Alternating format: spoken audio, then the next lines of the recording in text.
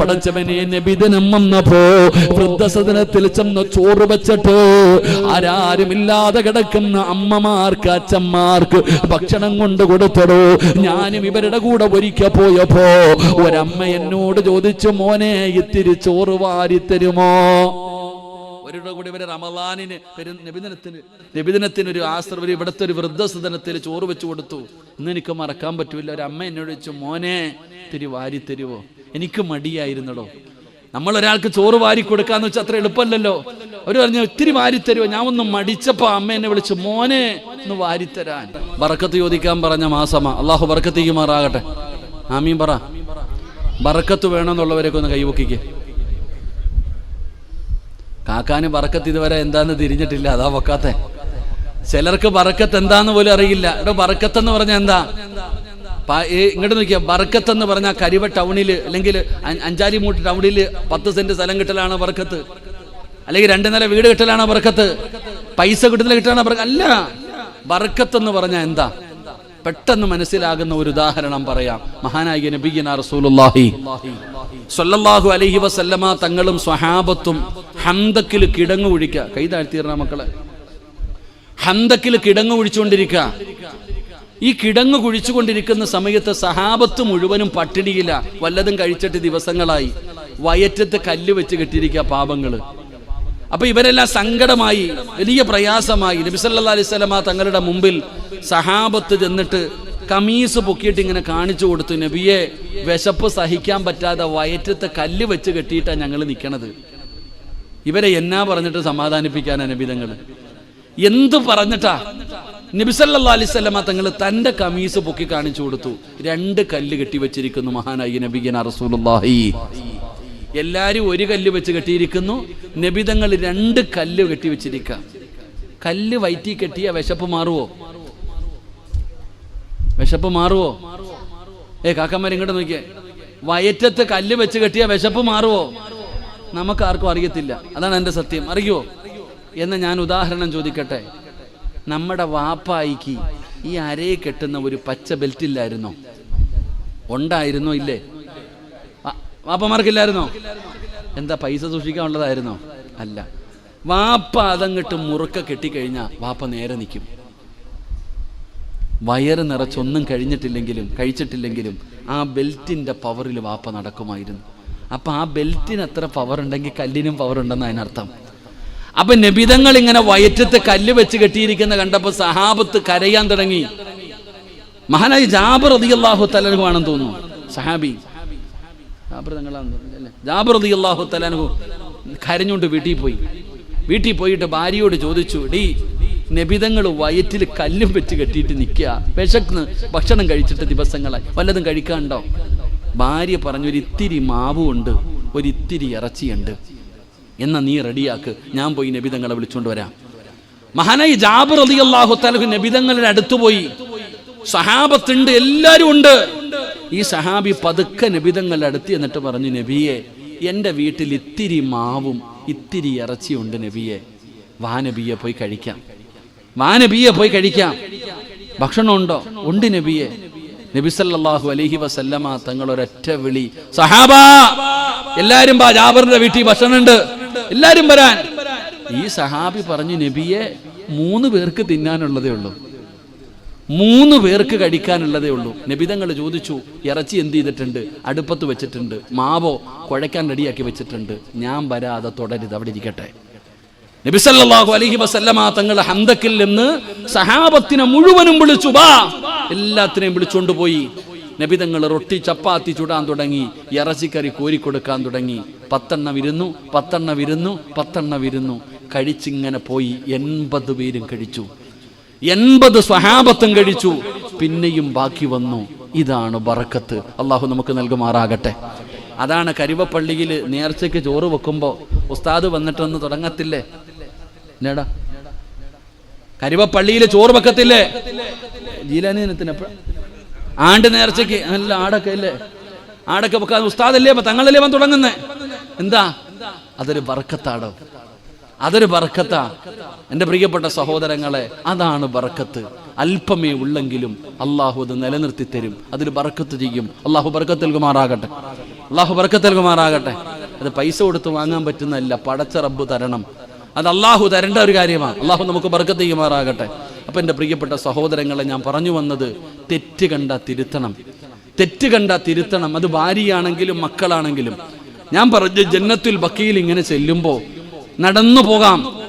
നടന്ന് മധ്യഭാഗത്ത് ചെല്ലുമ്പോൾ കല്ലുകളൊക്കെ വെച്ച് അലങ്കരിച്ച് അടയാളം വെച്ച ഒരു കബറ് കാണാം. ഇപ്പൊ കബറൊക്കെ ഇങ്ങനെ പൊങ്ങുമ്പോൾ ചിലർക്ക് വലിയ ടെൻഷനാ. അള്ളാഹു ഈമാൻ തരുമാറാകട്ടെ. എന്നാ മദീനത്ത് ചെല്ലുമ്പോ ഇങ്ങനെ സെൻട്രൽ ഒരു കബറ് കാണാം, പ്രത്യേകമായി അടയാളം ചെയ്തൊരു കബറ്. ചിലപ്പോ ഒരു പോലീസുകാരൻ കാണും. ധാരാ മഹാനായ സയ്യിദുനാ ഉസ്മാൻ ഇബ്നു അഫ്ഫാൻ, ഉസ്മാൻ ഇബ്നു അഫ്ഫാൻ റളിയല്ലാഹു തആല അൻഹുവിന്റെ ഖബറാണ്. ആരാ ഉസ്മാൻ തങ്ങൾ എന്നറിയുമോ? ഇസ്ലാമിന്റെ മൂന്നാമത്തെ ഖലീഫയാണ്. ഖലീഫയായിരിക്കുമ്പോ ഒരു ഭർത്താവ് ആരാകണമെന്ന് ഉദാഹരണം പറയുകയാണ്. ഒരു ഭർത്താവ് എങ്ങനെയാണ് ഭാര്യയോട് പെരുമാറേണ്ടതെന്ന് പറയുകയാണ്. ഉസ്മാൻ തങ്ങളെ മൂന്നാമത്തെ ഖലീഫയാണ്. ഭരണം നടത്തുമ്പോ വലിയ പ്രതിസന്ധി കടന്നു വരികയാണ്. പടച്ചവനെ, ഉസ്മാനത സഹാബത്ത് മുഴുവനും ഹജ്ജിന് പോയി. സഹാബാക്കളുടെ ഹജ്ജിന് പോയ സമയത്ത് അന്യനാടുകളിൽ നിന്ന് ശത്രുക്കളെ കടന്നു വരികയാണ്. 600ഓളം വരുന്ന ശത്രുക്കൾ മദീനത്ത് വന്നു. ഉസ്മാൻ തങ്ങളുടെ വീട് വളയുകയാണ്. പുറത്തിറങ്ങാൻ പറ്റില്ല, നിസ്കരിക്കാൻ വിടുന്നില്ല, രാജ്യകാര്യം നോക്കാൻ വിടുന്നില്ല, തടങ്കലിൽ വെച്ചിരിക്കുകയാണ്.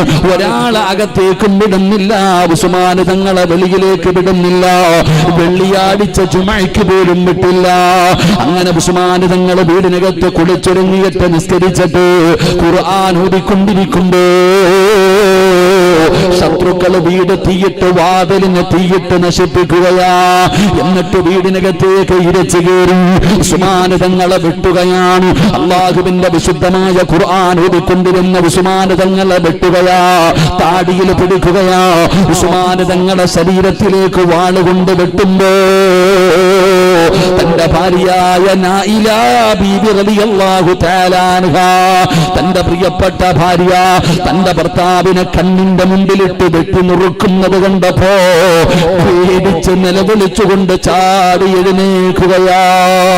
തന്റെ ഭർത്താവിനെ കണ്ണിന്റെ മുമ്പിലിട്ട് വെട്ടി നുറുക്കുമ്പോ അതാ നായില എന്ന് പറയുന്ന ഭാര്യ അവിടുന്ന് ചാടി എഴുന്നേൽക്കുകയാണ്, ചാടി എഴുന്നേൽക്കുകയാണ്. സുബ്ഹാനല്ലാഹ്. നായില ബീബി ചാടി എഴുന്നേറ്റപ്പോ തലയിലിട്ടിരുന്ന തുണിയൊന്ന് പുറകിലേക്ക് മാറുകയാ, തലയിലിട്ടിരുന്ന തുണിയൊന്ന് പുറത്തേക്ക് മാറുകയാ. നായില ബീബി റളിയല്ലാഹു തആല അൻഹയുടെ ഒരൽപ്പം തലമുടി മുമ്പിലേക്ക് വീണു. തന്റെ തലയിൽ അല്പം മുടി പുറത്തു വീണ് നായില പേടിച്ച് വിറച്ചു നിൽക്കുമ്പോ സയ്യിദുനാ ഉസ്മാൻ ഇബ്നു അഫ്ഫാൻ റളിയല്ലാഹു തആല അൻഹു മരണത്തോട് മല്ലടിക്കുകയാണ്, വെട്ടി നുറുക്കുകയാണ്. ഉസ്മാൻ തങ്ങൾ വിളിക്കുന്നു, നായില, നായില, എന്റെ കാര്യം വിട്ടേക്ക് നായില, എന്റെ കാര്യം നീ വിട്ടേക്ക്. ഇവരെന്ത് ചെയ്താലും എനിക്ക് പേടിയില്ല. നീ പേടിക്കല്ലേ നായില, നീ പേടിക്കല്ലേ നായില. ഇവരെന്നെ എന്ത് ചെയ്താലും നീ പേടിക്കരുത്. പിന്നെ എനിക്ക് പേടി എന്തെന്നറിയോ നായില? നിന്റെ മുടി പുറത്ത് കിടക്കുന്നു നായില, നിന്റെ തലമുടി പുറത്ത് കിടക്കുന്നു നായില. അത് നിന്റെ ഔറത്താ നായില. അന്യ പുരുഷന്മാര് നിന്റെ ഔറത്ത് കാണുന്നു നായില. ഹിജാബിട് നായില, ഹിജാബിട് നായില. മരിക്കാൻ കിടക്കുന്ന സമയത്ത് തന്റെ കണ്ണിന്റെ മുമ്പിലിട്ട് ഭർത്താവിനെ വെട്ടി നുറുക്കുന്നത് കണ്ടിട്ട് പേടിച്ചിട്ട് ചാടി എഴുന്നേറ്റപ്പോ ഒരു മുടി പുറത്തേക്ക് വീണു. അപ്പോഴാണ് ഭർത്താവ് പറയുന്നത്, നിന്റെ ഔറത്ത് ഇവര് കാണുന്നു, അതാണ് എനിക്ക് പേടി, അല്ലാതെ ഇവരെന്നെ കൊല്ലുന്നതിലല്ല. അതുകൊണ്ട് ഹിജാബ് ധരിക്കുന്നു. സയ്യിദുനാ ഉസ്മാൻ ഇബ്നു അഫ്ഫാൻ തന്റെ ഭർത്താവിനെ കണ്ണിന്റെ മുമ്പിലിട്ട് വെട്ടി നുറുക്കുമ്പോ നിലവിളിച്ചുകൊണ്ട് ചാടി എഴുന്നേറ്റു. ആ എഴുന്നേറ്റപ്പോ എന്ത് ചെയ്തു? തലയിലിട്ടിരുന്ന തുണി ഒന്ന് പുറകിലേക്ക് മാറിയിട്ട് ഒരൽപ്പം മുടി പുറത്തു കണ്ടു. മരിക്കാൻ കിടക്കുന്ന ഉസ്മാൻ റളിയല്ലാഹു തആല അൻഹു ഭാര്യയെ വിളിക്കുന്നിടി നായില, എന്റെ കാര്യം വിട്ടേരെ, എനിക്ക് പേടിയില്ല, നീയും പേടിക്കണ്ട. പക്ഷെ എനിക്ക് പേടി എന്താ, നിന്റെ ഔറത്ത് ഇവര് കാണുന്നു, നിന്റെ തലമുടി അന്യപുരുഷന്മാര് കാണുന്നു. അള്ളാനെ എനിക്ക് പേടിക്ക്, മുടി മറയ്ക്ക്, തലമറയ്ക്ക്. മഹാനായ സയ്യിദുനാ ഉസ്മാൻ ഇബ്നു അഫ്ഫാൻ. ഇതാണ് ഭർത്താവ്, ഇതായിരിക്കണം ഭർത്താവ്. അതുകൊണ്ട് എൻ്റെ സഹോദരങ്ങളോട് പറയുന്നു, നീ മരിച്ചാൽ നല്ലവനാണെന്ന് സാക്ഷി പറയേണ്ട രണ്ടാമത്തെ ആള് നിന്റെ ഭാര്യ തന്നെയാണ്. അള്ളാഹു പറയിപ്പിക്കാൻ ഭാഗ്യം തരുമാറാകട്ടെ, അള്ളാഹു പറയിപ്പിക്കാൻ ഭാഗ്യം തരുമാറാകട്ടെ. ഉറക്കപ്പുറം അള്ളാഹു ഭാഗ്യം തരുമാറാകട്ടെ. 11 മണിക്ക് ചവിട്ടാന്ന് പറഞ്ഞ് ഇപ്പൊ 11:10. 11 മണിക്ക് നിർത്താന്ന് പറഞ്ഞ ഇപ്പൊ 11 മണി കഴിഞ്ഞു, 10 മിനിറ്റ് കൂടുതലായി. അള്ളാഹു പുറത്തുമാറാകട്ടെ, അള്ളാഹു പുറത്തുമാറാകട്ടെ. എങ്ങനാ ഇരിക്കുന്നോ നിർത്തണോ, പറയണോ നിർത്തണോ? ഇരുന്നാ ഒരെണ്ണം കൂടെ പറയാം, ഇല്ലെങ്കിൽ ദുആ ചെയ്യാം. എന്ത് വേണം ഓപ്ഷൻ? ആഗ്രഹമുള്ളവരൊക്കെ ഒന്ന് കൈവക്കിക്ക്. പൈസ ചോദിക്കുമ്പോൾ ഇവിടെ തന്നെ കാണണം കേട്ടാ. പിരിവിൻ്റെ സമയത്ത് ഓടിയേക്കരുത്. ഈ ആത്മാർത്ഥത അപ്പോഴും കാണണം. അള്ളാഹു ബർക്കത്ത് ചെയ്യുമാറാകട്ടെ. അതൊന്നും കാര്യമില്ലടോ. അല്ല, പിരിവെന്നൊക്കെ പറയും നമുക്ക് പേടിയാടോ. എന്തിനാ? അതൊക്കെ അല്ല. അള്ളാഹുവിൽ തവക്കലേൽപ്പിക്ക്. അള്ളാഹുവിൽ നമ്മൾ പരമേൽപ്പിക്കുന്നവരാകണം. അള്ളാഹു ഖുർആനിൽ പറഞ്ഞില്ല അള്ളാഹുവിനോട് തവക്കലേൽപ്പിക്കാൻ. രണ്ടും കൽപ്പിച്ചെങ്കിൽ ഇറങ്ങാം, അള്ളാഹിനെ ഏൽപ്പിക്കാം. അള്ളാഹു നമുക്ക് ഈമാൻ നൽകുമാറാകട്ടെ, നമുക്ക് ഈമാൻ നൽകുമാറാകട്ടെ. എൻ്റെ പ്രിയപ്പെട്ട സഹോദരങ്ങളെ, 3 ഒരാളെ കൂടെ പഠിപ്പിക്കാം. മഹാനായ നബിയുന റസൂലുള്ളാഹി ബനൂ മുസ്തലഖ് യുദ്ധം കഴിഞ്ഞു. ബനൂ മുസ്തലഖ് യുദ്ധം കഴിഞ്ഞ് നബിതങ്ങളും സ്വഹാബത്തും തിരിച്ചു വരിക. യുദ്ധത്തിന്റെ പ്രത്യേകത, ആയിഷ ബീബി റളിയല്ലാഹു തആല അൻഹ നബിതങ്ങളുടെ കൂടെയുണ്ട്. അപ്പൊ യുദ്ധം കഴിഞ്ഞ് ഇങ്ങനെ മടങ്ങി വരുമ്പോൾ യാത്രയാണ്, പല പല ആവശ്യങ്ങളുമുണ്ട്, മലമൂത്ര വിസർജനമൊക്കെ നടത്തണം. അപ്പൊ നബിതങ്ങളും സ്വഹാബത്തും ഒരു സ്ഥലത്ത് നിന്നു. അപ്പൊ ആയിഷ ബീബി പെണ്ണ് കൂടെ ഉണ്ടല്ലോ, നബിതങ്ങൾ പറഞ്ഞു പെണ്ണുങ്ങൾ പോകട്ടെ. അങ്ങനെ ആയിഷ ബീബി റളിയല്ലാഹു തആല ഇറങ്ങിപ്പോയി തന്റെ ആവശ്യം പൂർത്തീകരിക്കാൻ. എന്നിട്ട് ആയിഷ ബീബി റളിയല്ലാഹു തആല തിരിച്ചു വന്നു. എല്ലാവരും കണ്ടു, വാഹനത്തിൽ കയറി. നബിതങ്ങൾ പറഞ്ഞു ഇനി ആണുങ്ങൾ പോകാൻ. അങ്ങനെ ആണുങ്ങളൊക്കെ പോയി. എല്ലാവരും അവരവരുടെ ആവശ്യങ്ങൾ പൂർത്തീകരിച്ച് തിരിച്ചു വരാൻ തുടങ്ങി. ആയിഷ ബീബി റളിയല്ലാഹു തആല അപ്പോഴാണ് മനസ്സിലാക്കുന്നത് തൻ്റെ കഴുത്തിൽ കിടന്ന മാല കാണുന്നില്ല, പോയി. അപ്പൊ ആയിഷ ബീബിക്ക് മനസ്സിലായി ഞാൻ പോയ സ്ഥലത്താണ് നഷ്ടപ്പെട്ടത്. ആയിഷ ബീബി ആരോടും പറഞ്ഞില്ല, ഓടിപ്പോയി എടുത്തുകൊണ്ട് വരാമെന്ന് പറഞ്ഞ് ഇറങ്ങിപ്പോക്കളഞ്ഞു. എളുപ്പം പോയി എടുത്തുകൊണ്ട് വരാമെന്ന് പറഞ്ഞ് ആയിഷ ബീബി റളിയല്ലാഹു തആല ഇറങ്ങിപ്പോയി. ആയിഷ ബീബി പോയത് ആരും കണ്ടില്ല. ആയിഷ ബീബി റളിയല്ലാഹു തആല മാല തിരഞ്ഞിട്ട് അങ്ങോട്ട് പോയി. സഹാബത്ത് മുഴുവനും കയറി. ആയിഷ ബീബി ഉണ്ടെന്നുള്ള ധാരണയിൽ നബിതങ്ങളും സ്വഹാബത്തും യാത്ര തുടർന്നു. ആയിഷ ബീബി റളിയല്ലാഹു തആല മാലയുമായിട്ട് തിരിച്ചു വന്നപ്പോൾ നബിതങ്ങളും ഇല്ല, സ്വഹാബത്തും ഇല്ല. എന്ത് ചെയ്യണമെന്നറിയില്ല, ഇരുന്ന് കരയാൻ തുടങ്ങി. അങ്ങനെ ഒറ്റയ്ക്ക് ആരാരുമില്ലല്ലോ. മഹദിയായ ആയിഷ ബീബി റളിയല്ലാഹു തആല ഇരുന്ന് കരയുകയാ. അപ്പോഴാണ് സഫ്വാൻ എന്ന് പറയുന്ന ചെറുപ്പക്കാരനായ സ്വഹാബി ഇങ്ങനെ വരികയാണ്. തന്റെ ഒട്ടകപ്പുറത്ത് ഇങ്ങനെ കടന്നു വരികയാ. എന്താണ് ഈ സ്വഹാബി പുറകിൽ വരാനുള്ള കാരണമെന്നറിയുവോ? കളഞ്ഞു പോകുന്ന സാധനം എടുത്തുകൊണ്ടുവരാൻ നബിതങ്ങളെ പറഞ്ഞു നിർത്തിയ സ്വഹാബിയാ. അതുകൊണ്ടാണ് ഏറ്റവും പുറകിൽ വരുന്നത്. അതാ സഫ്വാൻ തങ്ങൾ നോക്കുമ്പോ ഹിജാബ് ധരിച്ചുകൊണ്ട് പടച്ചവരെ ഒരു പെണ്ണിരുന്ന് കരയുകയാണ്. ആരാണെന്നറിയില്ല, ആരാണെന്നറിയില്ല. സഫ്വാൻ തങ്ങൾ ചോദിക്കുന്നു, ആരാ നിങ്ങളാരാ? സഫ്വാൻ തങ്ങൾ ചോദിക്കുമ്പോ അവിടെന്ന് പറഞ്ഞു, ഉമ്മഹാത്തുൽ മുഅ്മിനീൻ മഹ്ദി ആയിഷ. അല്ലാഹുവിന്റെ പ്രവാചകന്റെ പ്രിയപ്പെട്ട ഭാര്യയായ ആയിഷ ബീബി റളിയല്ലാഹു തആല അൻഹ. ഞാൻ ആയിഷയാണ്, നബി തങ്ങളുടെ ഭാര്യയായ ആയിഷയാണ്. അല്ലാഹുവേ, ഇന്നാ ലില്ലാഹി ഇന്നാ ലില്ലാഹി. സഫ്വാൻ തങ്ങൾ ചാടിയിറങ്ങി. എന്താണെന്ന് പോലും തിരക്കിയില്ല. കേറുമ്മ, ഈ വാഹനത്തിന്റെ മുകളിലേക്ക് കേറുമ്മ, കയറ് പിടിച്ചിട്ട് ഈ സഫ്വാൻ നടക്കാ. അങ്ങനെ ആയിഷ ബീബി റളിയല്ലാഹു തആല അൻഹ വാഹനത്തിന്റെ മുകളിൽ കയറുകയാണ്. അതാ സഫ്വാൻ എന്ന് പറയുന്ന സ്വഹാബി കയറ് പിടിച്ചുകൊണ്ട് മുമ്പിൽ നടക്കുകയാ. പടച്ചവനെ, നബിതങ്ങളും സ്വഹാബത്തും ഒരുപാട് സഞ്ചരിച്ചു കഴിഞ്ഞപ്പോഴാണ് ആയിഷയില്ലെന്ന് മനസ്സിലാകുന്നത്. വലിയ ടെൻഷനായടോ. എല്ലാവരും യാത്ര നിർത്തുകയാണ്. ആയിഷയ്ക്ക് എന്ത് സംഭവിച്ചതെന്നറിയില്ല. പടച്ചവരെ, അങ്ങനെ എല്ലാവരും നിൽക്കുമ്പോ സഫ്വാൻ എന്ന് പറയുന്ന ചെറുപ്പക്കാരൻ ഒട്ടകത്തിന്റെ കയറ് പിടിച്ചിട്ട് നടക്കുകയാണ്. ആയിഷ ബീവി വാഹനത്തിന്റെ മുകളിൽ ഇരിക്കുകയാണ്. നബി തങ്ങളുടെ കണ്ടടോ, അള്ളാന്റെ റസൂലിനെ കണ്ടപ്പോ ആയിഷ ബീബി റളിയല്ലാഹു തആല അൻഹാ ഓടി വന്നിട്ട് നടന്നത് മുഴുവനും പറഞ്ഞു കൊടുത്തു. എല്ലാവർക്കും സമാധാനമായി. അങ്ങനെ എല്ലാവരും യാത്ര തുടരുമ്പോ അതാ മുനാഫിക്കീങ്ങളുടെ നേതാക്കന്മാരിൽപ്പെട്ട അബ്ദുല്ലാഹി ഇബ്നു സലൂൽ എന്ന് പറയുന്ന ഒരു വൃത്തികെട്ടവൻ ഉണ്ടായിരുന്നു. അവൻ മുസ്ലിമാണെന്ന് പറഞ്ഞു നടക്കുന്നവനാ. പക്ഷേ നബിതങ്ങളെ ഇഷ്ടമല്ല, ഇസ്ലാമിനെ ഇഷ്ടമല്ല.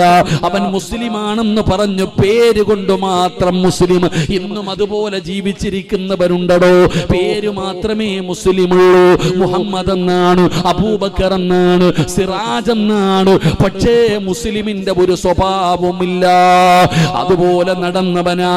ഇവൻ എന്തു പറഞ്ഞെന്നറിയുവോ? രണ്ടുപേരും ചെറുപ്പക്കാരാണ്. ഒരുപാട് നേരം ഒറ്റയ്ക്കായിരുന്നു. എന്തെങ്കിലുമൊക്കെ നടന്നിട്ടുണ്ടാകും, എന്തെങ്കിലുമൊക്കെ നടന്നിട്ടുണ്ടാകും. ഇവനങ്ങ് സ്വഹാബത്തിന്റെ ഇടയിൽ പറയാൻ തുടങ്ങി. മദീനത്ത് ചെന്നു. കാട്ടുതീ പടരുന്നത് പോലെ മദീന മുഴുവനും പടരുകയാണ്. ആയിഷ വ്യഭിചരിച്ചു, വ്യഭിചാരത്തിന്റെ ആരോപണം നടത്തുകയാണ്. വിശ്വസിക്കാനുള്ള കാരണം എന്തെന്നറിയുമോ? നബിതങ്ങളുടെ കൂടെ പോയവരാ പറഞ്ഞത്. അള്ളാന്റെ റസൂൽ സല്ലല്ലാഹു അലൈഹി വസല്ലമ തങ്ങളുടെ കൂടെ ഉണ്ടായവരാ പറഞ്ഞത്. ആയിഷ ബീബി വ്യഭിചരിച്ചു. ഒരു പഞ്ചായത്തല്ല, ഒരു നാട് മുഴുവനും ചർച്ചയായി. ഒരു നാട് മുഴുവനും ചർച്ച. എവിടെ നോക്കിയാലും ആയിഷാനെ കുറിച്ചാ ചർച്ച ചെയ്യുന്നത്. അള്ളാഹുവിന്റെ റസൂൽ സല്ലല്ലാഹു അലൈഹി വസല്ലമ തങ്ങൾക്ക് വല്ലാത്ത സങ്കടമായി. മടുത്തു നബി കേട്ട്. അവസാനം മസ്ജിദുൻ നബവിയുടെ മിമ്പറിൽ കയറി. അള്ളാന്റെ റസൂൽ സല്ലല്ലാഹു അലൈഹി വസല്ലമ തങ്ങള് പള്ളിയുടെ മിമ്പറിൽ കയറിയിട്ട് നബി തങ്ങൾ വിളിച്ചു, യാ അയ്യുഹന്നാസ്, അല്ലയോ ജനങ്ങളെ, നിങ്ങളൊക്കെ പറയുന്നത് ഞാൻ കേൾക്കുന്നുണ്ട്. എന്റെ ആയിഷാനെ കുറിച്ച് നിങ്ങളൊക്കെ പറയുന്നത് ഞാൻ കേൾക്കുന്നുണ്ട്. എന്നാ നിങ്ങൾ കേട്ടോ. ലാക്കിൻ വല്ലാഹി, അള്ളാഹുവിന്റെ റസൂൽ സല്ലല്ലാഹു അലൈഹി വസല്ലമ തങ്ങൾ പറയുന്നു, അള്ളാഹിന്റെ നബിതങ്ങൾ പറഞ്ഞു, നിങ്ങളൊക്കെ പറയുന്നതൊക്കെ ശരി തന്നെ. അള്ളാഹിന്റെ റസൂൽ സല്ലല്ലാഹു അലൈഹി വസല്ലമ തങ്ങൾ പറയുന്നു, ഞാൻ എൻ്റെ ആയിഷയിൽ കണ്ടിട്ടില്ല.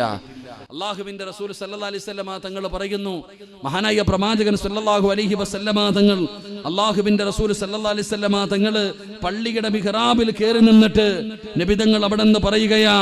അള്ളാഹുവിന്റെ റസൂൽ പറയുന്നു, ലാകിൻ വല്ലാഹി മാ അലിംതു അലാ അഹ്ലി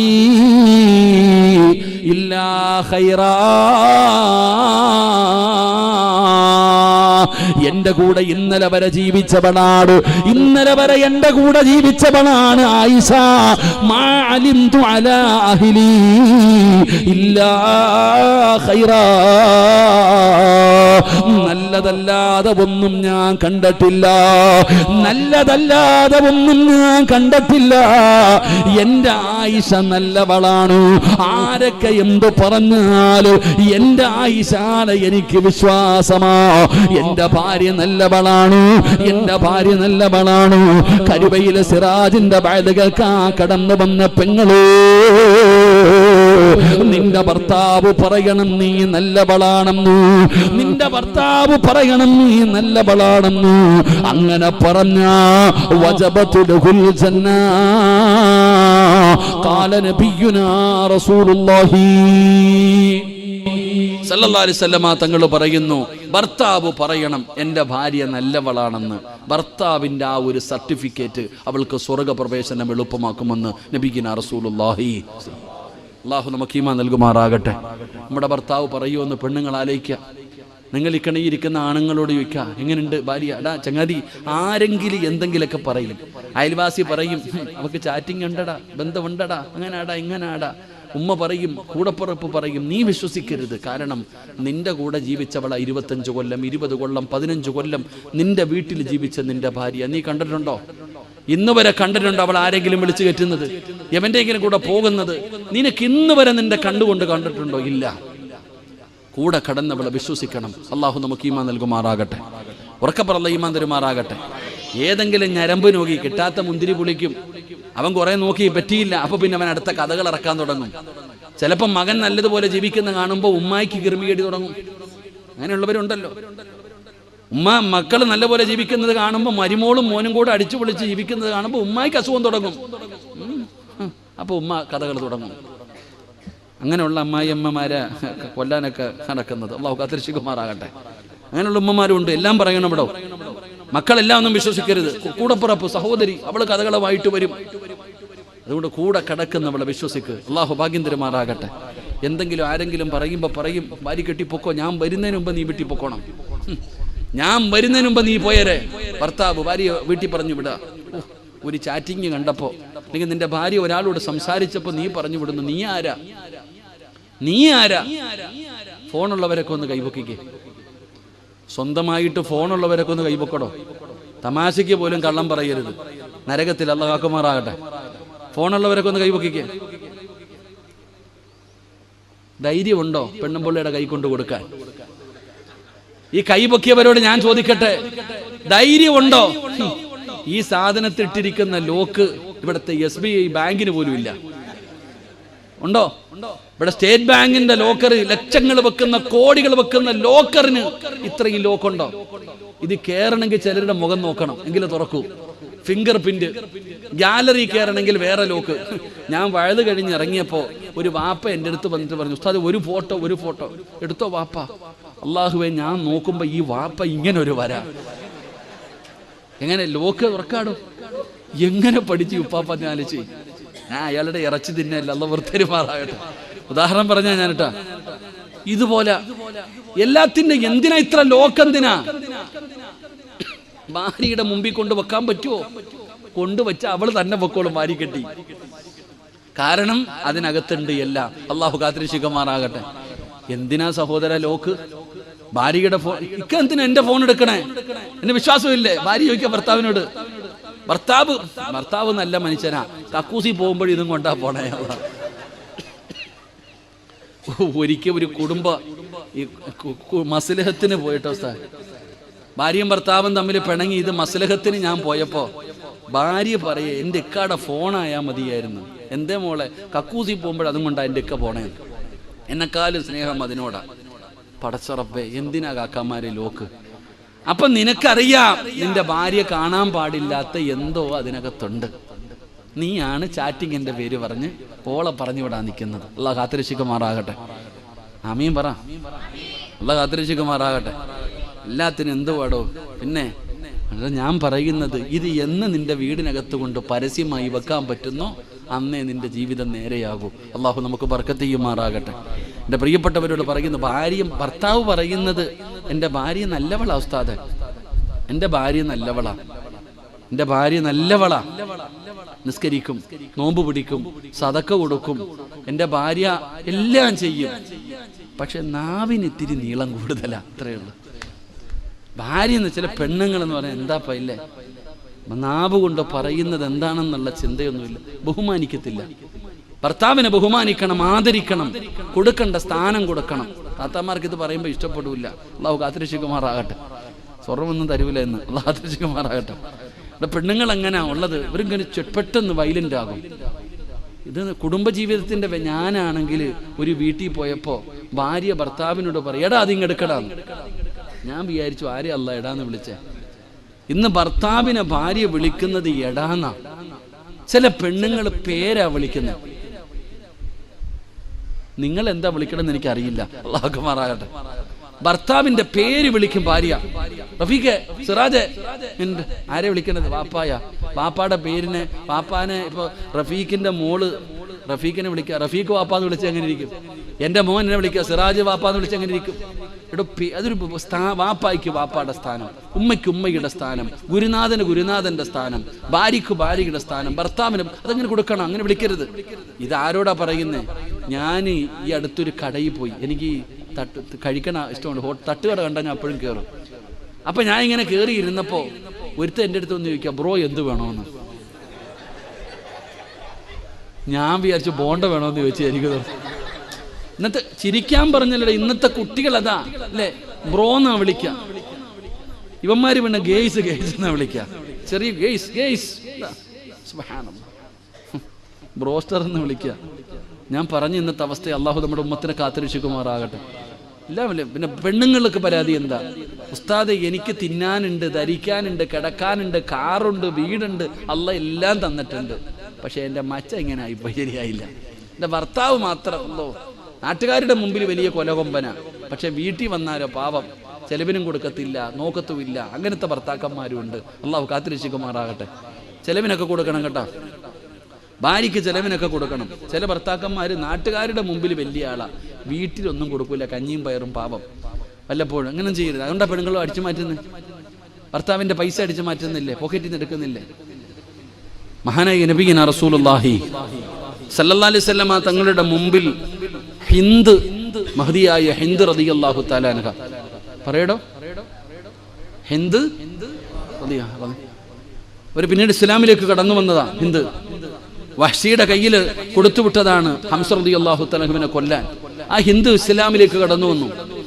ആ ഹിന്ദ് ഒരിക്കൽ നബി തങ്ങളുടെ മുമ്പിൽ വന്നിട്ട് ചോദിച്ചു, നബിയെ, എൻ്റെ ഭർത്താവ് അബൂ സുഫിയാൻ നാട്ടുകാരുടെ മുമ്പിൽ വലിയ ആളാ, പക്ഷെ ചെലവിനൊന്നും തരത്തില്ല നബിയെ, ഒന്നും തരുന്നില്ല, ചെലവിനൊന്നും തരുന്നില്ല. ഞാൻ ചിലപ്പോൾ അറിയാതെ ചോദിക്കാതെ പൈസ എടുക്കാറുണ്ട്, അത് അനുവദനീയമാണോ? ഭർത്താവിൻ്റെ അനുവാദമില്ലാതെ പോക്കറ്റിൽ നിന്ന് പൈസ എടുക്കാറുണ്ട്, അത് പാപമാണോ? എടുക്കാൻ പാടുണ്ടോ ഇല്ലയോ എന്ന് നബി തങ്ങൾ മസല പറഞ്ഞു കൊടുത്തു. അള്ളാഹു ഭാഗ്യം തരുമാറാകട്ടെ, അള്ളാഹു ഭാഗ്യം തരുമാറാകട്ടെ. പറഞ്ഞു തരട്ടെ, വേണോ? ഭർത്താവിൻ്റെ അനുവാദമില്ലാതെ ഭാര്യ എടുക്കുന്നുണ്ട് പൈസ, ഇത് ഇത് എടുക്കാൻ പാടുണ്ടോ ഇല്ലയോ എന്നാ മസല പറയാൻ പോന്നെ. വേണോ വേണ്ടയോ? മോൻ പറയുന്നു വേണോന്ന്, പക്ഷെ വാപ്പ പറയും വേണ്ടെന്ന്. വേണോ വേണ്ടേ? താത്താമാര് പറയും ഒന്ന് പറ ഉസ്താദേ. ഹിന്ദ് റളിയല്ലാഹു തആലയോട് നബിതങ്ങൾ പറഞ്ഞു കൊടുത്തു, ചെലവിന് കൊടുക്കാത്തവരുടെ കാര്യം കേട്ടോ, തരുന്നതിൻ്റെ അല്ല, ചെലവിനൊന്നും കൊടുക്കത്തില്ല.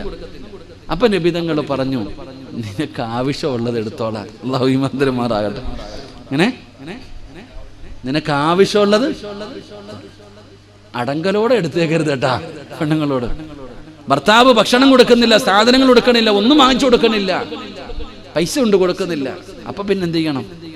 അതൊക്കെ ഇനി പോക്കറ്റിൽ അധികം പൈസ വെക്കണ്ട കേട്ടാ. അല്ലാഹു കാത്തിരക്ഷിക്കുമാറാകട്ടെ, അല്ലാഹു കാത്തിരക്ഷിക്കുമാറാകട്ടെ. അതുകൊണ്ട് ഞാൻ പറഞ്ഞു വന്നത്, എൻ്റെ സഹോദരങ്ങളെ, അടിയും വഴക്കും ഒക്കെ കള, സ്നേഹിക്ക്, പ്രേമിക്ക്. അള്ളാഹു നമുക്ക് ഭാഗ്യം തരുമാറാകട്ടെ, അള്ളാഹു സ്നേഹിക്കാൻ ഭാഗ്യം തരുമാറാകട്ടെ. ആരെ? കണ്ടവന്റെ ഭാര്യയല്ല, സ്വന്തം ഭാര്യയെ. പിന്നെ ഫെബ്രുവരി 14 വന്നപ്പോ കാമുകിക്ക് ഗിഫ്റ്റ്, ഇവിടെ 10-20 കൊല്ലം കൊണ്ട് രാമിനെ കൂടെ കിടക്കുന്നു. എന്തെങ്കിലും വാങ്ങിച്ചു കൊടുത്തിട്ടുണ്ടോ? എന്തെങ്കിലും വാങ്ങിച്ചു കൊടുത്തിട്ടുണ്ടോ? ഇതാ നമ്മുടെ അവസ്ഥ. വാങ്ങിച്ചു കൊടുക്ക്, പ്രേമിക്കണം. ആരെ? സ്വന്തം ഭാര്യയെ. നമുക്കറിയില്ലടോ, നമ്മൾ വഴക്കും ബഹളവും കീരിയും പാമ്പിനെ പോലെ നടക്കുക. അങ്ങനല്ല കുടുംബജീവിതം എന്ന് പറഞ്ഞാൽ. നിങ്ങളൊക്കെ പാപം പൊറുക്കാനുള്ള വഴി എന്താ? ഇന്ന് വഴുത് കഴിഞ്ഞിറങ്ങിപ്പോവാ. നിങ്ങൾ ഇന്ന് വഴുത് കഴിഞ്ഞിറങ്ങിപ്പോകുമ്പോൾ നിങ്ങളുടെ ഭാര്യ വഴുത് കേൾക്കാൻ വന്നിട്ടുണ്ട്. നിങ്ങൾ ആരെങ്കിലും നിങ്ങളുടെ ഭാര്യയുടെ കയ്യിലൊന്ന് പിടിച്ചാൽ നിങ്ങൾ രണ്ടുപേരും ചെയ്ത പാപം അല്ലാഹു പുറത്തു തരുമെന്ന് നബിയുനാ റസൂലുള്ളാഹി. എന്ത് ചെയ്തപ്പോ? ഭാര്യയുടെ കയ്യിലൊന്ന് പിടിച്ചപ്പോ. ഒരു ഭർത്താവ് നാട്ടുകാര് കാണാനല്ല, അള്ളാഹുവിന്റെ തൃപ്തി കരുതിയിട്ട് നിന്റെ ഭാര്യയുടെ കയ്യിൽ നീ ഒന്ന് പിടിച്ച നിങ്ങൾ രണ്ടുപേരും ചെയ്ത പാപം, നിങ്ങൾ രണ്ടുപേരും ചെയ്ത പാപം അള്ളാഹു പുറത്തു തരും. അള്ളാഹു ഈമാൻ നൽകുമാറാകട്ടെ. ചിരിക്കുവോ? കണ്ടവന്റെ ഭാര്യയെ കാണുമ്പോ എന്താ ആമീന സുഖമാണ് വടി, പെണ്ണുമ്പിളെ കാണുമ്പോ കടന്തല് കുത്തിയതുപോലെ അടക്കും. സ്വന്തം ഭാര്യയുടെ മുഖത്ത് നോക്കി ചിരിക്കൂല നമ്മള്. ചിരിക്കണം, പുഞ്ചിരിക്കണം. ആ പുഞ്ചിരി വെറുതെയാകില്ല. അള്ളാഹു നമുക്ക് ഈമാൻ നൽകുമാറാകട്ടെ. സ്നേഹിക്കടോ കാക്കാമാരെ, സ്വന്തം ഭാര്യയെ നിങ്ങൾ സ്നേഹിക്ക്. സ്നേഹിച്ചു കഴിഞ്ഞാൽ മറക്കുവോ? ഞാൻ പെണ്ണുങ്ങളോട് പറയുന്നത്, നിങ്ങൾ നിങ്ങളുടെ ഭർത്താക്കന്മാരെ നിങ്ങൾ സ്നേഹിക്ക്. സ്നേഹിച്ചാൽ മറക്കുവോ? ഭാര്യ മരിച്ചടോ, ഭാര്യ മരിച്ചു, 3 കഴിഞ്ഞു, 7 കഴിഞ്ഞു, 11 കഴിഞ്ഞു. അപ്പൊ ചങ്ങാതി വന്നിട്ട് പറഞ്ഞു, അളിയ ഒരു പെങ്കൊച്ചുണ്ട് നോക്കട്ടെ. അളിയ 40 കഴിയട്ടെ. 40 കഴിയാതെ ഇപ്പൊ എങ്ങനെ കിട്ടാ? ഭർത്താവ് പറയാ 40 കഴിയട്ടെ. ഇല്ലേ നാട്ടുകാർ, ചില ചങ്ങാതിമാര് 40 നോക്കാറില്ല, കിട്ടുന്ന കെട്ടിക്കളയും. പോട്ടെ, അല്ലാഹു ഈമാൻ തരുമാറാകട്ടെ. ഇന്ന് ആരാ ഇരിക്കുന്നത്? ഇന്ന് ഇരിക്കുന്ന പെണ്ണുങ്ങൾ വളരെ കുറവാ. 4 മാസവും 10 ദിവസമൊക്കെ ഇരിക്കണം. 40 കഴിഞ്ഞ വാരിക്കെട്ടി പുറത്തിറങ്ങും, കഴിഞ്ഞു. ഇതൊന്നും ഇപ്പൊ ഇല്ലടോ. ഇതൊക്കെ ഒരു ചടങ്ങ് പോലെ ചുമ്മാതായി മാറി. ഇതാ അവസ്ഥ. എന്തുകൊണ്ട്? പരസ്പരം സ്നേഹമില്ലാത്തതുകൊണ്ട്. സ്നേഹിച്ച വേറെ പെണ്ണ് കിട്ടുമോ? സ്നേഹിച്ച വേറെ പെണ്ണ് കിട്ടുമോ? ഭാര്യ മറക്കോ? പെണ്ണ് കെട്ടിക്കോ? മറക്കുവോ ഭാര്യയെ? നിങ്ങളുടെ മരിച്ചുപോയ ഭാര്യമാരുടെ ഖബറിനടുക്കെ പോകുന്നുണ്ടോ നിങ്ങൾ ആരെങ്കിലും? എവിടെ? വേറെ ഭാര്യയുണ്ട്, സുഖിച്ച് ജീവിക്കുന്നു, പോകുന്നില്ല. പെണ്ണുങ്ങൾ അവര് വേറെ കല്യാണം കഴിച്ച് ജീവിക്കുന്നു. ഞാൻ പറയുന്നത് വേണ്ടാന്നൊന്നും ഞാൻ പറയൂല. കെട്ടേണ്ടവര് കെട്ടിക്കോ. സഹോദരിമാരോട് പറയുന്ന ഭർത്താവിന് 2ാമത് പെണ്ണ് കെട്ടാൻ ആഗ്രഹം ഉണ്ടെങ്കിൽ നിങ്ങൾ സമ്മതിച്ചോ. എന്തിനാ ഒളിച്ചും പാത്തും പോയി കെട്ടുന്നത്? അള്ളാഹു കാത്തിരക്ഷിക്കുമാറാകട്ടെ. ഒന്ന് ഇവിടെ ഒന്ന് അങ്ങോട്ടെവിടെയും പോയി ഒളിച്ചു വരണം. കെട്ടും വാടക വീട് എന്തിനെന്റെ ആവശ്യം? കെട്ടണമെങ്കിൽ കെട്ടിക്കോ. പക്ഷേ 2ാമത് വിവാഹം കഴിക്കുന്നവരോട് പറയുന്നത് 2 ഭാര്യമാരെയും ഒന്നുപോലെ തന്നെ കാണണം. അതാ വേർതിരിവ് കാണിച്ച അല്ല വെറുതെ വിടത്തില്ല. അള്ളാഹു കാത്തിരക്ഷിക്കുമാറാകട്ടെ. 2 ഭാര്യമാരുള്ളവർ 4 വേണമെങ്കിലും കെട്ടിക്കോ. 4 പേരെയും ഒന്നുപോലെ കാണണം. കെട്ടെന്നൊക്കെ പറയാൻ എളുപ്പമുണ്ട് കേട്ടാ. കെട്ടുമൊന്നും വേണ്ട. അള്ളാഹു ഈമാൻ തരുമാറാകട്ടെ. ഞാനൊരു വലിയ പണക്കാരൻ്റെ വീട്ടിൽ പോയി. ഞങ്ങൾക്ക് ഉസ്താദന്മാർക്കൊക്കെ ഭക്ഷണം ഉണ്ടായിരുന്നു. അങ്ങനെ ഭക്ഷണമെല്ലാം കഴിച്ച് ഇറങ്ങുമ്പോൾ ഇയാൾ നല്ല കാശുകാരനാണ്. അള്ളാഹു അദ്ദേഹത്തിൻ്റെ ഖബറിടം വിശാലമാക്കി എടുക്കുമാറാകട്ടെ. അപ്പൊ ഇദ്ദേഹം ഞങ്ങളുടെ കൂടെ പ്രായമുള്ള ഒരു ഉസ്താദ് ഉണ്ട്. ബോറടിക്കണുണ്ടാ? വയറ് നിറഞ്ഞാൽ പിന്നെ നിർത്തണമെന്നാ. അപ്പൊ ഈ പണക്കാരൻ ഞങ്ങളുടെ കൂടെ ഉണ്ടായിരുന്നൊരു പ്രായമുള്ള ഉസ്താദിനെ വിളിച്ചു. ഉസ്താദിൻ്റെ ഇടയ്ക്ക് എന്തൊക്കെയോ ഇങ്ങനെ കാര്യം പറയുന്നുണ്ട്. ഇയാൾ കരയുന്നുണ്ട്. ഉസ്താദ് ഇങ്ങനെ നമ്മളെ നോക്കും, ചിരിക്കും. ഓട്ടക്കണ്ണിട്ട് നോക്കുന്നുണ്ട്, ചിരിക്കുന്നുണ്ട്. അപ്പൊ ഇറങ്ങി പോകുമ്പോ ചുമ്മാതെ ചോദിച്ചു, എന്തേ ഉസ്താദെ പാപം വലിയ സങ്കടം? ഒന്നുമില്ലടാ, പാപൻ 2 പെണ്ണ് കെട്ടി, സമാധാനമില്ല. എന്നോട് അതിനെക്കുറിച്ച് പറഞ്ഞിട്ട് കരയ. അപ്പൊ നമ്മൾ നിങ്ങൾ എന്തിനാ ചിരിച്ചത്? ഞാൻ 3 എണ്ണം കെട്ടിയിട്ട് നടക്കാം.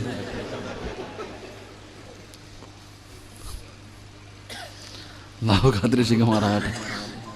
അതുകൊണ്ട് എൻ്റെ പ്രിയപ്പെട്ട സഹോദരങ്ങളെ ഞാൻ നിർത്തുകയാ. സ്നേഹിക്കടോ, സന്തോഷത്തോടെ ജീവിക്ക്, പരസ്പരം അങ്ങോട്ടും ഇങ്ങോട്ടും സ്നേഹിക്ക്. ആത്മാർത്ഥമായി സ്നേഹിച്ചു കഴിഞ്ഞാൽ പെങ്ങളുടെ പരാതിയാണ്, ഉസ്താദേ എന്റെ ഭർത്താവ് എനിക്ക് പരിഗണന നൽകുന്നില്ല, ഉസ്താദേ എന്റെ ഭാര്യ എന്നെ ബഹുമാനിക്കുന്നില്ല, ആദരിക്കുന്നില്ല. എന്തിനാടോ വഴക്കു കൂടുന്നത്? ആയുസപ്പഴവിടെ വെച്ചാണ് തീരുന്നതെന്നറിയില്ല. അതുകൊണ്ട് വഴത് കേൾക്കാമെന്നവരോട് പറയുകയാണ്, പ്രേമിക്കണേ, പ്രണയിക്കണേ. അത് സ്വന്തം ഭാര്യയാകണം, സ്വന്തം ഭർത്താവിനെയാകണം. അങ്ങനെ സ്നേഹിച്ചു കഴിഞ്ഞാൽ മരിച്ചു മണ്ണോടലിഞ്ഞാലും മറക്കൂല, മരിച്ചു മണ്ണിനോടലിഞ്ഞു പോയാലും മറക്കൂല. മരിക്കുന്ന കാലം വരെ ഭർത്താവിനെ ഒരു പെണ്ണും മറക്കാറില്ല. മരിക്കുന്ന കാലം വരെ ഒരു ഭാര്യയെയും ഭർത്താവിന് മറക്കാൻ കഴിയില്ല. അതുപോലെ സ്നേഹിച്ച 2 പേരെ ഞാൻ നിങ്ങൾക്ക് പറഞ്ഞു തരട്ടെ. ഒരിക്കലും പിരിയാൻ കഴിയാത്ത ആത്മാർത്ഥമായി സ്നേഹിച്ച 2 പേരെ ഞാൻ നിങ്ങൾക്ക് പറഞ്ഞു തരട്ടെ. മഹാനായ ആദരവായ പ്രവാചകൻ നബി മുഹമ്മദ് മുസ്തഫ. പെങ്ങളെ, സീരിയലിന്റെ കഥയല്ല പറയുന്നത്, സിനിമാ കഥയല്ല പറയുന്നത്. അള്ളാഹുവിന്റെ പ്രവാചകന്റെ പ്രിയപ്പെട്ട ഭാര്യയായ മഹദി ഖദീജ ബീബി റളിയല്ലാഹു തആല അൻഹ 65 വയസ്സായി. പെങ്ങളെ, 65 വയസ്സായി. അല്ലാഹുവിന്റെ പ്രവാചകന് 25 വയസ്സ്, ഖദീജ ബീബിക്ക് 40 വയസ്സ്. നബിതങ്ങൾ ഖദീജ ബീബിയെ, നബിതങ്ങൾക്ക് 25 വയസ്സ്, ഖദീജ ബീബി റളിയല്ലാഹു തആല അൻഹയ്ക്ക് 40 വയസ്സ്. നബിതങ്ങളെക്കാൾ 15 വയസ്സ് കൂടുതൽ. ഈ ഖദീജ ബീബി റളിയല്ലാഹു തആല അൻഹ 65 വയസ്സായി. കുളിച്ച് ഒരുങ്ങിയിട്ട് വീടിന്റെ വാതിലിൽ വന്ന് നിൽക്കുകയാണ് നബിതങ്ങളെ കാത്ത്. ഇതാണ് ഭാര്യ. ഇതാണ് പൂമുഖ വാതുക്കൽ സ്നേഹം വിടർത്തുന്ന പൂന്തിങ്കളാണ് എൻ്റെ ഭാര്യ. ആരോ പാടിയില്ലേ? സ്നേഹമുള്ള ഭാര്യ എങ്ങനെ? ഭർത്താവ് വരാതെ കഴിക്കൂല, വീട്ടിൽ കാത്തിരിക്കും. 65 വയസ്സുള്ള ഖദീജ ബീബി റളിയല്ലാഹു തആല അൻഹ കുളിച്ചു ഒരുങ്ങിയിട്ട് വീടിന്റെ വാതിലിൽ നിൽക്കാൻ നബിതങ്ങളെ നോക്കി. അള്ളാന്റെ റസൂൽ സല്ലല്ലാഹു അലൈഹി വസല്ലം തങ്ങൾ കടന്നു വന്നു, സലാം പറഞ്ഞു, ചിരിച്ചു മടക്കി സന്തോഷത്തോടെ നബിതങ്ങളെ സ്വീകരിച്ചു. കഴിക്കാൻ ഭക്ഷണം കൊണ്ടുവച്ചു. നബി സല്ലല്ലാഹു അലൈഹി വസല്ലം തങ്ങൾ കഴിച്ചുകൊണ്ടിരിക്കുമ്പോൾ ഖദീജ ബീബി റളിയല്ലാഹു തആല അൻഹ ചോദിച്ചു, നബിയെ, എനിക്കൂടെ ഇത്തിരി ഭക്ഷണം വാരി തരുവോ? എത്ര വയസ്സ്? 65 വയസ്സ്. ഇന്ന് വരെ വാരി കൊടുത്തിട്ടുണ്ടോ പെണ്ണുപിള്ളക്ക്? ഇന്ന് വരെ നിങ്ങൾ ആരെങ്കിലും അതൊക്കെ കല്യാണം കഴിഞ്ഞ എന്താ ഹണിമൂണിന് പോണം, അത്രേ ഉള്ളൂ. ഇപ്പൊ കാമുകിക്കുക, ഒരു ഐസ്ക്രീം മേടിച്ച് ഒരു പാത്രത്തിയിടും, രണ്ടും കൂടെ ഒന്നീന്ന് തിന്നും. ഇതാ അവസ്ഥ. അതല്ല, ഖദീജ ബീവി ചോദിച്ചു നബിയെ, എനിക്ക് ഇത്തിരി ഭക്ഷണം വാരിത്തരുവോ? വാരിക്കൊടുത്തു. ഞാൻ വാരിത്തരട്ടെ നബിയെ? വാരിത്ത ഖദീജ 65-ാമത്തെ വയസ്സിൽ.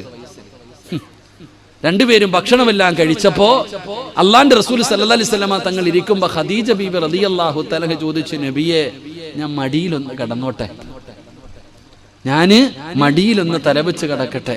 നബി തങ്ങൾ പറഞ്ഞു, കിടക്ക് ഖദീജ. അള്ളാഹു നമുക്ക് ഈമാൻ നൽകുമാറാകട്ടെ. ഈ സദസ്സിലിരിക്കണ പ്രായമുള്ള വാപ്പ, നീ ഇപ്പൊ എവിടെ കിടക്കണേ? നീ ഒറ്റയ്ക്കൊരു റൂമില്, നിന്റെ ഭാര്യ വേറെ റൂമില്. അള്ളാഹു കാത്തിരക്ഷിക്കുമാറാകട്ടെ. ഇപ്പൊ പ്രായം ചെന്നാൽ എങ്ങനെ?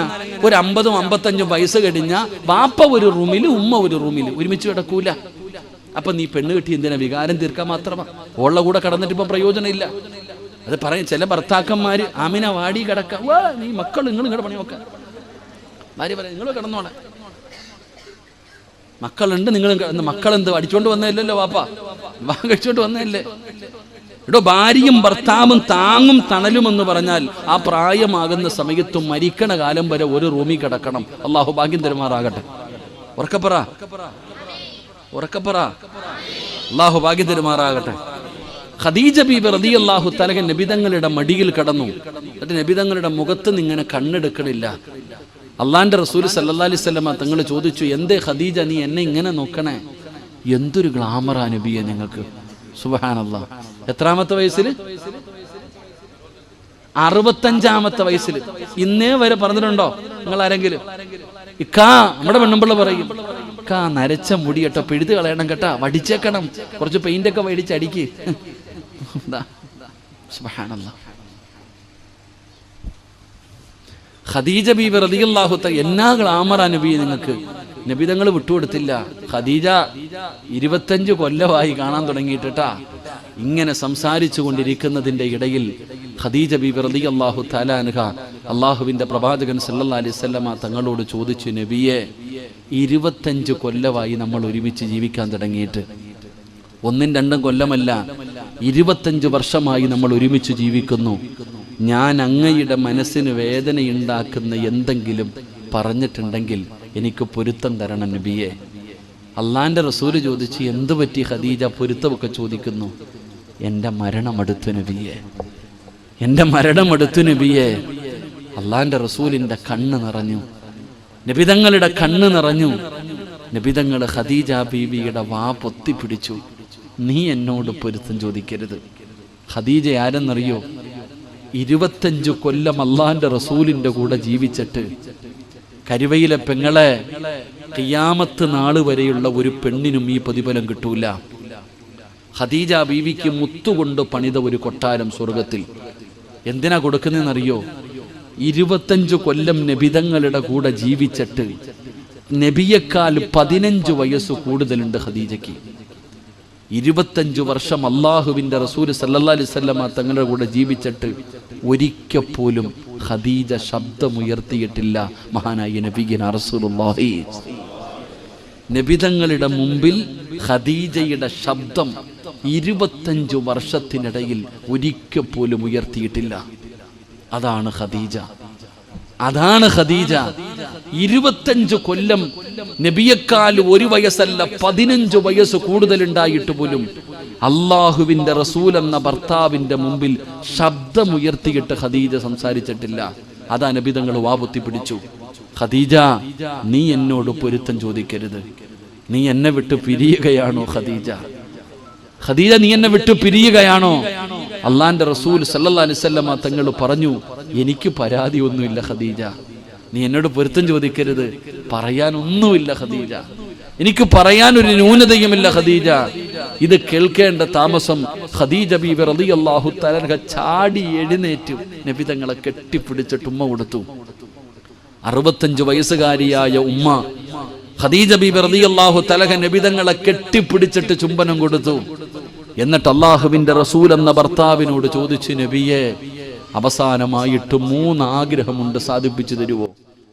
മരിക്കുന്നതിന് മുമ്പ് എനിക്കങ്ങയോട് 3 കാര്യമാണ് വസിയത്ത് ചെയ്യാനുള്ളത്. സാധിപ്പിച്ചു തരുമോ നബിയേ? എന്തേ ഖദീജ? യാ റസൂലല്ലാഹ്, ഞാൻ മരിച്ചു കഴിഞ്ഞാൽ എന്റെ മയ്യത്ത് നിങ്ങൾ വേണം കുളിപ്പിക്കാൻ, എന്റെ ജനാസ നിങ്ങൾ വേണം കുളിപ്പിക്കാൻ. ആരും കാണുന്നത് എനിക്കിഷ്ടമല്ല നബിയേ. ഒരു പെണ്ണ് പോലും അങ്ങ് കണ്ട ഈ ശരീരം കാണരുത്. എന്റെ ഔറത്ത് ഒരു പെണ്ണ് പോലും കാണുന്നത് എനിക്കിഷ്ടമല്ല. എന്റെ ജനാസ അങ്ങ് വേണം കുളിപ്പിക്കാൻ. കുളിപ്പിക്കുമോ നബിയേ? കൊഞ്ചുകയാണ് ഒരു ഭാര്യ. 65-ാമത്തെ വയസ്സിൽ തന്റെ ഭർത്താവിനോട് യാചിക്കുകയാണ്, എന്റെ മയ്യത്ത് നിങ്ങൾ കുളിപ്പിക്കുമോ? അല്ലാഹുവിന്റെ റസൂല് സമ്മതിച്ചടോ. ഖദീജ ബീബി റളിയല്ലാഹു തആല അൻഹ രണ്ടാമത് പറയുകയാ, നബിയേ, അങ്ങന്റെ ജനാസ പൊതിയുമ്പോ, എന്റെ കഫം പൊതിയുമ്പോ അങ്ങയുടെ ചുമലിൽ കിടക്കുന്ന ഈ ഷാള് എനിക്ക് വേണം നബിയേ. അങ്ങയുടെ ശരീരത്ത് കിടക്കുന്ന ഷാളുണ്ടല്ലോ, അത് എനിക്ക് വേണം നബിയേ. നിങ്ങളുടെ സുഗന്ധമില്ലാതെ എനിക്ക് ഖബറിനകത്ത് കിടക്കാൻ പറ്റൂല. നിങ്ങളില്ലാതെ ഒരു രാത്രി പോലും ഈ ഖദീജയ്ക്ക് പറ്റില്ല നബിയേ. നിങ്ങളുടെ സുഗന്ധമില്ലാതെ എനിക്കുറങ്ങാൻ പറ്റില്ല നബിയേ. അതുകൊണ്ട് അങ്ങയുടെ എപ്പോഴും തോളിലിടുന്ന ഈ ഷാള് എന്റെ കഫം തുണിക്കകത്ത് വെക്കണേ യാ റസൂലല്ലാഹ്. നബി തങ്ങളെ സമ്മതിച്ചടോ. 3-ാമത്തെ ആഗ്രഹം എന്തെന്നറിയോ? യാ റസൂലല്ലാഹ്, എന്റെ ഖബറിനകത്ത് ഇറങ്ങണേ നബിയേ. എന്റെ ഖബറിനകത്ത് ഇറങ്ങിയിട്ട് ഈ ഖദീജാനെ നിങ്ങൾ വേണം മണ്ണിൽ വെക്കാൻ. നിങ്ങൾ വേണം മണ്ണ് വാരി വെക്കാൻ. നിങ്ങൾ വേണം മണ്ണ് വാരി വെക്കാൻ. അല്ലാഹുവിന്റെ റസൂൽ അവിടെന്ന് സമ്മതിക്കുകയാണ്. ഖദീജ ബീബി റളിയല്ലാഹു തആല അൻഹ ലോകത്തോട് വിട പറയുകയാ. ഉമ്മമാരേ, അല്ലാഹുവിന്റെ റസൂലാണ് മയ്യത്ത് കുളിപ്പിച്ചത്. ലോകത്ത് ഒരു പെണ്ണിനും കിട്ടാത്ത ഭാഗ്യമാണ്. നബി തങ്ങൾ അവിടുന്ന് ജനാസ കുളിപ്പിക്കുമ്പോ അല്ലാഹുവിന്റെ റസൂലിന്റെ കണ്ണുനീര് വീണ് പെങ്ങളെ കരഞ്ഞുകൊണ്ട് ഖദീജയുടെ ജനാസ കുളിപ്പിക്കുകയാണ്. കഫം പുതിയ സമയമായപ്പോ അല്ലാഹുവിന്റെ പ്രവാചകൻ തന്റെ ചുമലിൽ കിടക്കുന്ന ഷാൾ എടുത്തിട്ട് അവസാനം ചുംബനം നൽകുകയോ. ഖദീജയുടെ കഫം തുണിക്കകത്ത് വെച്ച് പൊതിയുകയാ. അല്ലാഹുവേ, ഖബറിലേക്ക് ജനാസ ഇറക്കുമ്പോ അല്ലാഹുവിന്റെ പ്രവാചകൻ സ്വല്ലല്ലാഹു അലൈഹി വസല്ലമ തങ്ങള് ഖദീജ ബീബി റളിയല്ലാഹു തആല അൻഹയുടെ ഖബറിനകത്ത് ഇറങ്ങുകയാണ്. ഖദീജ ബീബിയുടെ ഖബറിനകത്ത് ഇറങ്ങുകയാണ്. അല്ലാഹുവിന്റെ റസൂൽ ജനാസ താഴ്ത്തി വെക്കുകയാണ്. അല്ലാഹുവിന്റെ റസൂലാണ് പിടിമണ്ണ് വാരിയത്. മിൻഹാ ഖലഖനാകും വഫീഹാ നുഈദുകും വമിൻഹാ നുഖ്രിജുകും താറത്തൻ ഉഖ്റാ എന്ന് പിടിമണ്ണ് വാരി വെക്കുമ്പോ ഖദീജയുടെ കഫം തുണി നനയുകയാ. അല്ലാഹുവിന്റെ റസൂൽ സല്ലല്ലാഹു അലൈഹി വസല്ലമ തങ്ങളുടെ കണ്ണുനീര് വീണിട്ട് ഖദീജ ബീവിയുടെ കഫം തുണി പോലും നനയുകയാ. പെങ്ങളെ ഖബറടക്കി അല്ലാഹുവിന്റെ റസൂൽ പിന്നെയും വിവാഹം കഴിച്ചു. എന്നാ ഖദീജാനെ മറന്നില്ല. ഖദീജാനെ മറന്നില്ല. ആരെങ്കിലും നല്ല ഒരു ഭക്ഷണം കൊണ്ടുവന്നു കൊടുത്താൽ, മോനെ, പണ്ട് പ്രണയിച്ച പെണ്ണിന്റെ പേര് സ്വന്തം മക്കൾക്കിടുന്ന കാമുകന്മാരുണ്ടല്ലോ, എങ്കിലും നിങ്ങൾ പഠിക്കണേ. അല്ലാഹുവിന്റെ പ്രവാചകൻ ഖദീജ ആരെങ്കിലും നല്ല ഒരു ഭക്ഷണം കൊണ്ടുവന്നു കൊടുത്താ അല്ലാഹുവിന്റെ റസൂല് കൊടുത്തുവിടുന്നത് ഖദീജയുടെ ഫ്രണ്ട്സിനായിരുന്നു. ഖദീജ ബീവിയുടെ കൂട്ടുകാരികൾക്ക് ആ നല്ല ഭക്ഷണം നബി തങ്ങൾ കൊടുത്തുവിടുമായിരുന്നു. നബി തങ്ങൾ എന്ത് പറഞ്ഞാലും പറയും, എന്റെ ഖദീജ എങ്ങനാ, എന്റെ ഖദീജ ഖദീജ ഇങ്ങനെ. മറ്റുള്ള ഭാര്യമാരോട് നബിതങ്ങൾ എപ്പോഴും തന്റെ ഖദീജയെ കുറിച്ച് പറയും, നിന്നെയൊക്കെ പോലെയല്ല എന്റെ ഖദീജ. അല്ലാഹുവിന്റെ റസൂൽ ഇങ്ങനെ പറയുമ്പോ ഒരിക്കൽ ആയിഷ ബീബി റളിയല്ലാഹു തആല അൻഹയ്ക്ക് ദേഷ്യം വന്നടോ.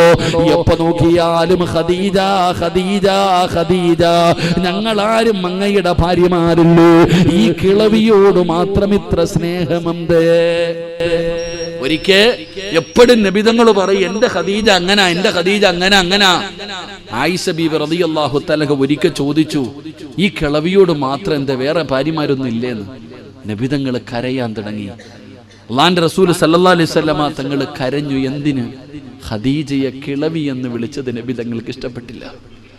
അല്ലാഹുവിന്റെ റസൂൽ അപ്പോഴും പറഞ്ഞു, നീയൊന്നും എൻ്റെ ഖദീജയെ പോലെ ആകില്ല എന്ന് നബിയിനാ റസൂലുള്ളാഹി. മരിക്കുന്ന കാലം വരെ നബിതങ്ങൾ മറന്നില്ലടോ ഖദീജാനെ. ഇതാണ് സ്നേഹം, ഇതാണ് സ്നേഹം. ഖദീജ പറഞ്ഞെന്താ, ഖബറി കിടക്കുമ്പോ പോലും എനിക്ക് നിങ്ങളുടെ സുഗന്ധം വേണം, ഇല്ലാതെ എനിക്ക് ഉറങ്ങാൻ പറ്റില്ല നബിയെ. മഹദിയായ ഖദീജ ബീബി റളിയല്ലാഹു തആല അൻഹ, അല്ലാഹു നമുക്ക് ഈമാൻ നൽകുമാറാകട്ടെ. ഇതാണ് കുടുംബജീവിതം, ഇതാണ് കുടുംബജീവിതം. സ്നേഹിക്ക്, പരസ്പരം വിശ്വസിക്ക്, എന്നിട്ട് സന്തോഷത്തോടെ ജീവിക്ക്. അള്ളാഹു നമുക്ക് നല്ല ജീവിതം നൽകി അനുഗ്രഹിക്കുമാറാകട്ടെ. അതുകൊണ്ട് ഞാൻ പറയുകയാ, നീ മരിക്കുമ്പോൾ നിന്റെ കൂട്ടുകാരൻ അള്ളാഹുവിനോട് പറയണം നീ നല്ലവനാണെന്ന്.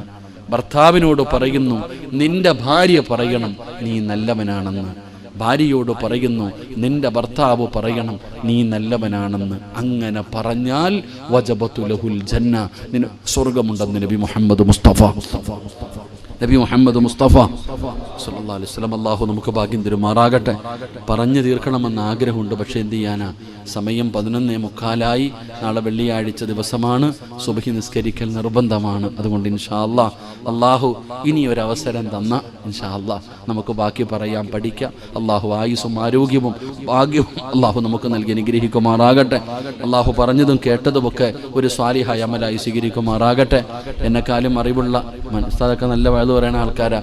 10-29 വർഷമായി നിങ്ങളുടെ പള്ളിയിൽ ബാങ്ക് വിളിക്കുന്ന മുഅദ്ദിന. അപ്പോൾ അത്രയും നല്ല ഉസ്താദന്മാരൊക്കെ, നിങ്ങളൊക്കെ അധികം പേര് എന്നെക്കാളും പ്രായമുള്ളവരാ. അപ്പോൾ ഈ പ്രസംഗമൊന്നും എഴുതി വെച്ചിട്ട് പറയുന്നതല്ല. ഞാൻ മൈക്കിൻ്റെ മുമ്പിൽ കയറുമ്പോൾ അല്ല എനിക്ക് ചെയ്ത ഒരു ഞാമത്താ.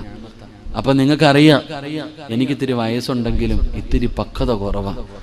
അതുകൊണ്ട് എന്തെങ്കിലും നിങ്ങളുടെ മനസ്സിന് വേദനയുണ്ടാക്കുന്ന എന്തെങ്കിലും എൻ്റെ നാവിൽ നിന്ന് വന്നു പോയിട്ടുണ്ടെങ്കിൽ എല്ലാവരും പൊരുത്തപ്പെട്ടേക്കണം. അള്ളാഹുടെ മുമ്പിൽ പിടിച്ചു നിർത്തരുത്. അള്ളാഹു പുറത്തുവരുമാറാകട്ടെ.